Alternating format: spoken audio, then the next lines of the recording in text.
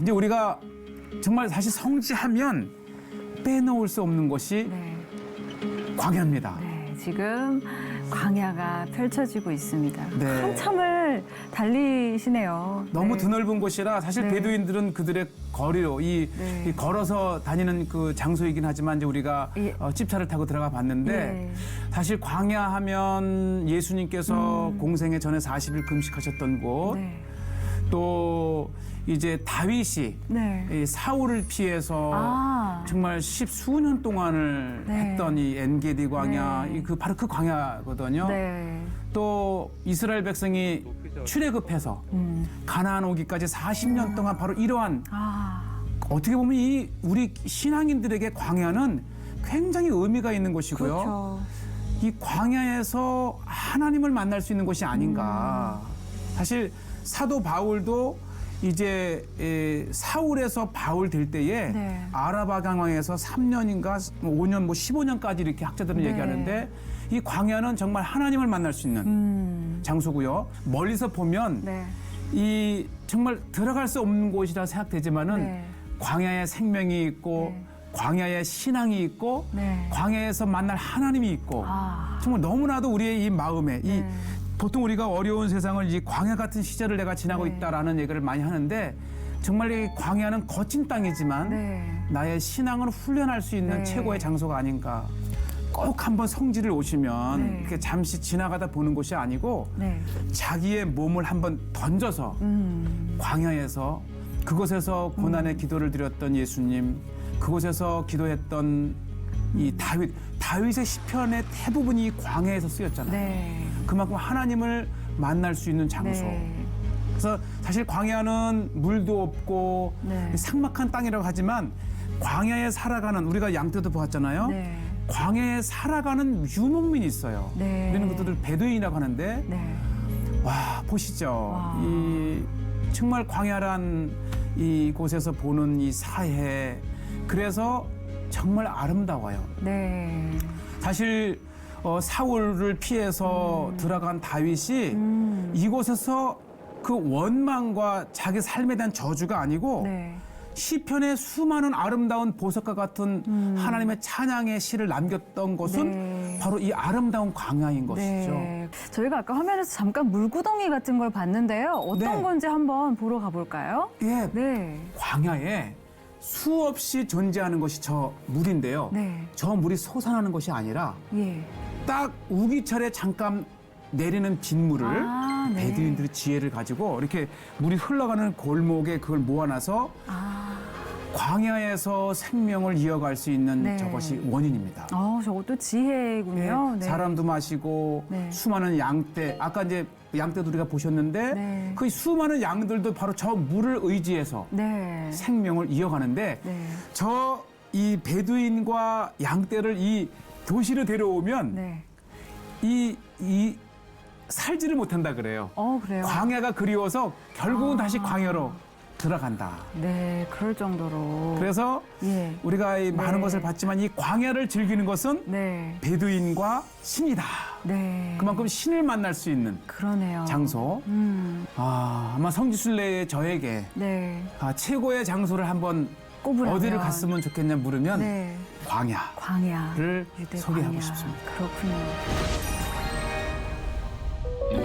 우선 제가 이제 이 드고와 지역을 접근하고 있는데 이 드고와는 이제 예루살렘에서 베들레헴을 지나서 네. 나오죠. 이제 말레 아모스라고 말레 하는데 아모스. 사실 드고와의 고향이 그 드고와가 아모스의 고향이잖아요. 아, 그래서 네. 이제 요즘은 이제 아모스라 이렇게 이름을 네. 붙여 있지만은 어쨌든 드고와 지역에서 지금 이제 이 엔게디 쪽을 향해서 가는데요. 네. 바로 이런 모습입니다.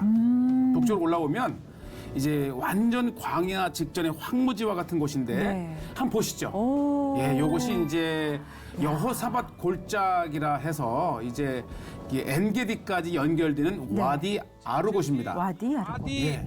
아르곳이 이 헤브론의 브라가 골짜기에서 그렇죠. 엔게디까지 연결이 되는 겁니다. 아, 뭐 네. 광야하게 되면 무대로 살아가는 그렇죠. 수많은 이제 베두인들의 베두인들. 유목민들, 목자들을 보게 되는데 네. 참 나이는 한 10에서 조금 넘었는데 네. 이렇게 수백 마리의 그러네요. 양을 몰고 광야를 누비는 양치기. 네, 이 모습 또한 참 우리에게 네. 굉장히 이 다윗 하면 그렇죠. 목동, 목자를 우리에게는 연상시키는데 또 다윗을 떠올리게 하는. 이렇게 한 10여 세 조금 넘은 이 목동도 이 수백의 마리의 이렇게 양을 네. 염소지요. 이렇게 네. 양과 염소를 몰고 광야를 누르는 모습을 보고요. 오, 네. 또 군데군데 이제 또 눈에 띄는 것이 이제 낙타. 낙타의 모습까지. 방목을 합니다, 저렇게. 아, 방목해서 저렇게 키우는 그렇죠. 건가요? 그리고 이 발을 보면 네. 이렇게 이제 묶여 있어요. 멀리 못 가게. 아. 그러나 어딘가에는 이제 목자가 이 그렇죠. 낙타들을 낙타를 인도하는. 보고 있는 거죠. 네. 자, 지금 제가 계속해서 이제 드고아를 떠나서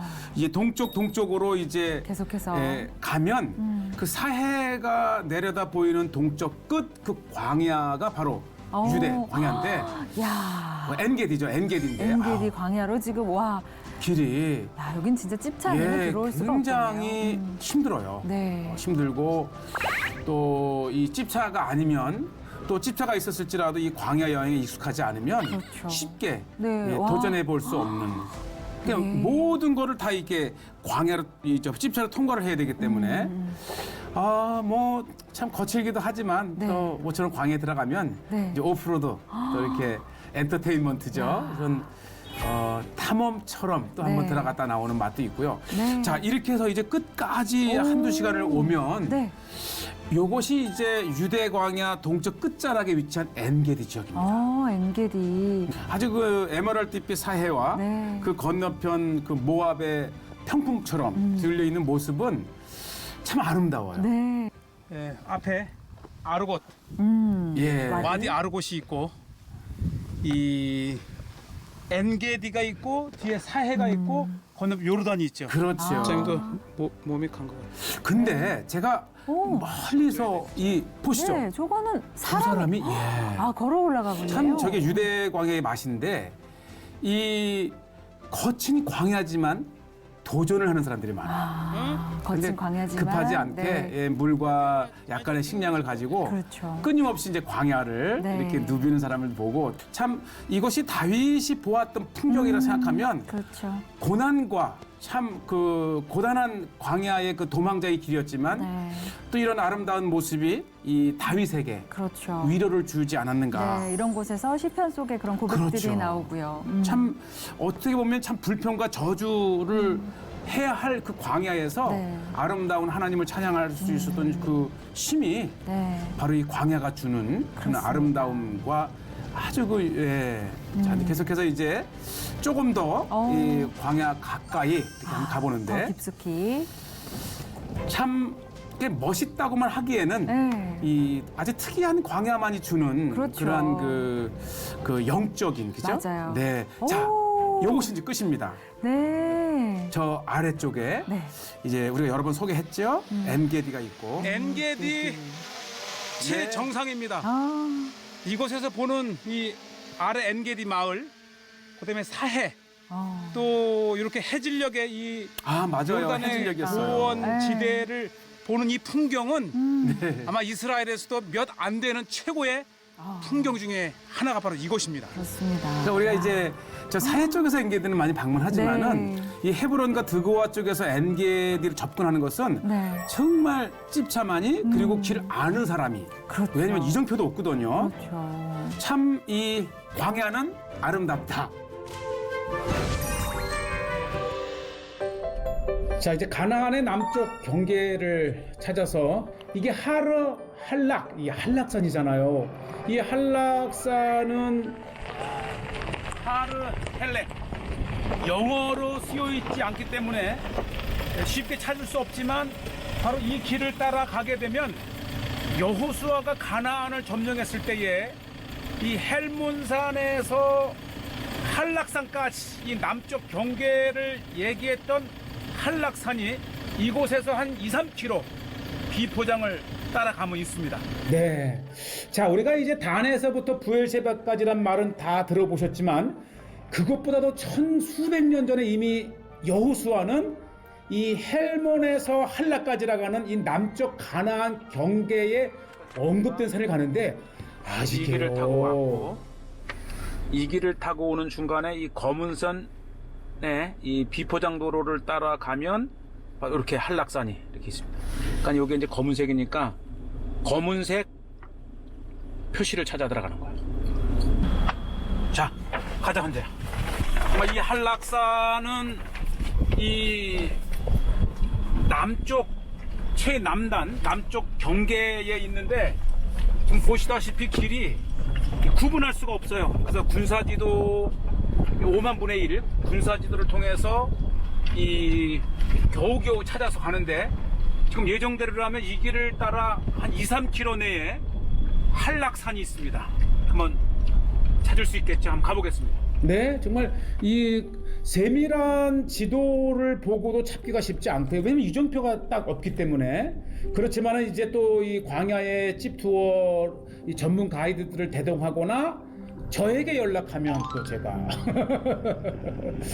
자, 이 광야의 한락산을 찾아서 드디어 오늘 이 아마 기독교 방송으로는 처음으로, 물론 이제 저는 알지 못하는 가운데 다녀오신 분도 있겠지만은 어쨌든 이렇게 C채널을 통해서 작심하고 한락산을 소개를 합니다. 길을 따라가면서 계속 이 시내를 따라 있는 이 나무가 굉장히 큰 숲도 있는데, 네, 이게 로뎀나무잖아요. 이 엘리야 선지자가 이 로뎀나무 밑에서 이게 그 엘리야가 그늘 밑에 숨어들었던 로뎀 나무입니다. 이렇게 물길이 흐르던 이 시냇가에는 이렇게 로뎀 나무가 무성해요. 그렇지만 이거 로뎀 나무가에 그늘이라고 해도 이게 그늘 같아요. 그러나 광야에 나오면 이것조차도 큰 도움이 되는 로뎀 나무가 이렇게 광야에 있습니다. 자, 아마 오늘 이렇게 큰 로뎀나무를 또 보시는 것도 좋은 기회시고요. 어쨌든 이 광야를 무대로 또 엘리야 선지자를 떠올릴 수 있는 좋은 로뎀나무를 보셨고, 계속해서 제가 이 지역을 한 번에 찾아간 게 아니고 지나쳤다가 다시 돌아왔다가 지나쳤다가 어쨌든 참 결국은 이 한락산에 오르게 되는데요. 그 모습을 이렇게 성지가 좋다 시청자분들께서 보고 계시고요. 이렇게 보시면 어디가 어딘지 정말 쉽게 알아볼 수 없는 그런 곳이지만, 결국은 이 여호수아는 이곳 한락산을 지명을 해서 이곳까지가 이 가나안 땅의 이 남단이라 이렇게 되어 있고, 제가 한락산 인근에서 본 이 안테나가 있는 걸 보니까 또 중요한 이제 기점이 되는 곳이기도 합니다. 이렇게 해서 신광야를 다 이렇게 내려다 볼 수 있고요. 그렇기 때문에 신광야가의 한락산을 이렇게 여호수아가 언급을 했고요. 지금 제 앞에 펼쳐진 이 거대한 이 골짜기가 나할진 신강이라 그러죠. 바로 이 나할진이 에돔 지역과 이스라엘 가나안 땅 지역을 나누는 경계가 된 것입니다. 네, 이 한락산 인근에서 내려다본 이 신광야 보시지요.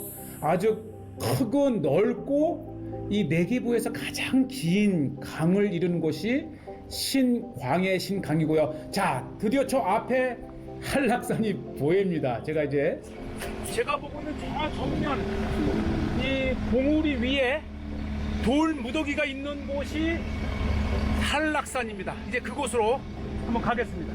네, 이 만원공룡을 통해서 이 돌무더기를 발견을 하고 드디어 이제 한락산을 향해서 가는데, 보시죠. 이 보시는 것만으로도 이 광야의 풍광이 정말 아름답지 않습니까? 드디어 이 한락산 앞에 왔습니다. 곧 이 여호수아가 말한 가나안 땅의 남쪽 경계 한락산에 올라서겠습니다.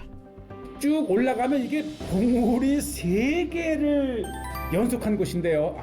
보시죠. 아마 그래서 이게 한락이 스무트, 이게 부드럽다는 뜻인데, 아마 그래서 이 봉우리가 이렇게 부드럽게 물결 치듯 이렇게 있어서 붙여진 이름이 아닌가, 이런 생각도 드는데, 자, 드디어 이제 한락산의 한 봉우리, 2봉우리를 넘어서 이제 마지막 3번째 봉우리에 올랐으면, 나중에 우리 시청자께서 한락산을 찾으셨을 때에 이것이 정확한 한락산인지는 바로 요 돌 무더기를 보시면 확인을 하실 수가 있고요. 역사적인 순간입니다.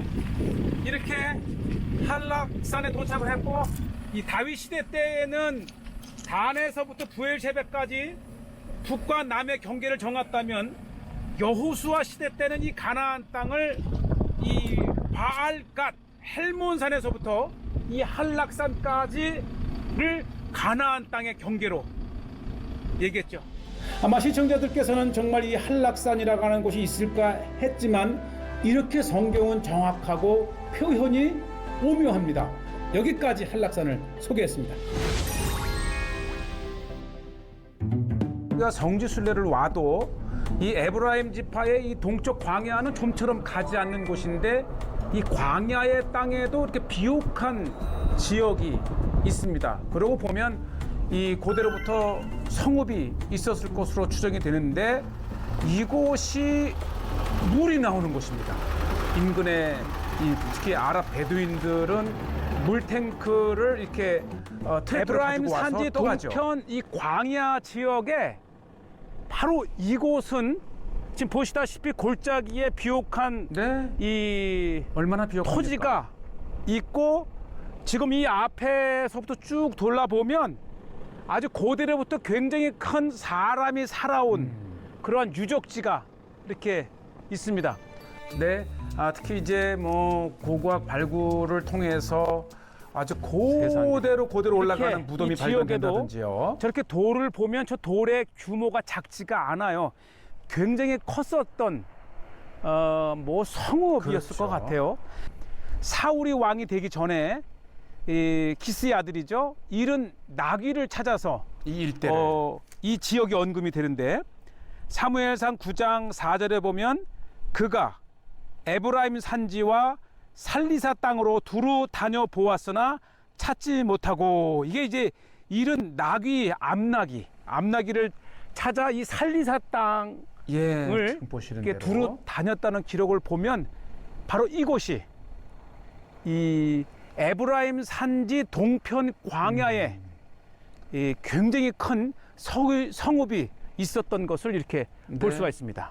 자, 이제 조금 이제 안쪽 물의 근원으로 한번 가 보겠는데요. 이 물을 이용해서 수로로 인근의 농작물을 대단히적으로 경작을 한다든지, 또 그러니까 이 광야의 중요한 장소, 이 살리사의 땅, 바로 이 물입니다. 지금도 엄청난 물을 이렇게 끌어올리네요. 자, 보시죠. 이게 이제 물을 이렇게 퍼올린 물을 보는데 물맛이 와, 정말 이게 지하 600m의 광야에서 끌어올린 물을 아니, 어떻게 이렇게 광야의 600m 물이 맛있고 이 살리사의 땅 이 물을 마신다고 합니다. 그 다음에 이 물을 활용해서 고대인들이 살았다가는 인근 옛 마을로 한번 가보는데, 이제 고고학 유적지인 것이죠. 이 로마 시대 때뿐만 아니라 그 이후에도 이전에도 요것이 이제 이 물들을 이렇게 수로로 수평을 유지하면서 끌어가던 시설이 이렇게 있고요. 그러고 보면 이 지역은 이미 이 물로 인해서 지금까지도 요것이 이제 이렇게 수로를 만들어서 그러니까 이게 물을 끌어가고, 이쪽에서 나는 물을 저쪽으로 가져가기 위해서 이렇게 수로를 만들었어요. 수로. 요 물을 끌어다가 이 또 낙차를 이용해서 물레방아를 수평을 만들기도 했어요. 하기 위해서 이 거대한 다리를 이렇게 놓았어요. 수로가 연결이 되었고, 골짜기로 흘러가는 물을 이렇게 아치로 다리를 만들어 놓고 쭉 뻗어서 이제 물을 저쪽으로 가져간 거죠. 기후나 지역을 보면 굉장히 메마른 광야의 황량한 땅인데, 이렇게 물만 솟아나면 그 물로 비옥한 농지를 만들고, 또 그 물을 끌어서 인근에 바로 요곳입니다. 이렇게 해서 이제 끌어와서 이 낙차에 떨어뜨리면서 또 이제 방앗간을 만들어서 밀과 보리를 빻던 그러한 시설도 있고요. 참 신기합니다. 요것이 바로 이 에브라임 동편 땅 광야 지역의 이 살리사 라고 하는 지역의 지금 모습들을 보고 계시고요. 그래서 이 원래가 광야 지역이기 때문에 성읍이 많이 언급이 안 되지만 이 살리사만큼은 물이 있었기 때문에 아주 이 에브라임 지파 광야 동편의 대표적인 이 지역으로 이렇게 지금 소개가 되고 있고요. 참 이러한 곳을 보면 물이 얼마나 중요한 것인가. 그다음에 광야일지라도 물만 있으면 옥토로 개간을 할 수 있는 이스라엘의 전형적인 광야 지역을 이렇게 소개했습니다. 바로 이곳이 3,500년 전에 돕가를 떠나서 르비딤으로 향했던 우리 출애굽 루트를 따라가는 아주 생생한 현장입니다. 이 시내산이 돌산과 이렇게 막힌 것 같지만 지금 보시다시피 이 거대한 와디가 가면서 마치 이 광야의 길과 같은 이 길이 있습니다. 그러니까 이 세라벳 엘카뎀 돕가를 끼고서 르비딤으로 향하는 와디입니다. 그러니까 멀리서 보면 정말 60만이 지나고도 남을 광야의 길 또는 광야의 하이웨이가 이렇게 형성되어 있습니다. 이러한 길로 이스라엘 백성이 이동을 했을 가능성이 있는 거예요. 한번 쭉 보시죠, 이게.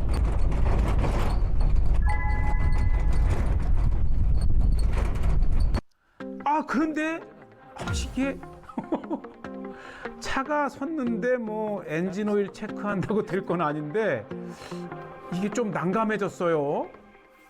광야 한가운데에서 가던 차가 지금 시동이 꺼졌어요. 근데 이 신연기가 나고 이렇게 하는 거 보니까 이 내연 기관의 문제인 것 같고 지금 뭐 벌써 한 4시간 거리를 1시간 반을 온 상태에서 되돌아가는 것도 문제고 계속 직진하는 것도 문제고 내가 보기에는 지나가던 베두인 차를 만나서 가든지 그렇다고 뭐 이곳에 전화가 터지는 것도 아니고 과연 어떻게 해결이 될지 이렇게 시간을 이제 1시간, 2시간 보내는 거예요. 이게 야외라고 하는 또 이게 시내 반도에 많더라고요. 이 돕가에서 르비딤으로 가던 길 광야에 이게 이게 야외입니다. 야외. 그러니까 이거 봐 이거. 이거를 이거 봐. 야외의 씨입니다. 이게 야외. 그러니까 이게 이 여리고에서 선지자의 생도들이 이 죽음의 독이 있다고 했던 것이 바로 이 야외에 이거를 이제 국을 끓인 거예요. 이게 이파리가 이렇게 돼. 지금 이제 물이 흘러가서 됐지만 이게 야외에 들외라고도 하는 거. 여기 이렇게 있네. 이게 귀한 건데 여기서 발견되네. 이게 씨가 엄청 독해서 이 씨를 오히려 이 진통 효과를 느끼기 위해서 이 씨를 이렇게 대서 더 강하니까 쓴맛이 통증을 잃어버리는 이게 또 하나의 약이기도 합니다. 민간요법에. 이거를 한번 혓바닥에 대봤더니 이 얼얼할 정도로 이렇게 감각이 없어질 정도로 굉장히 독합니다. 혹시 이런 걸 보시게 되면 절대 드시면 안 됩니다.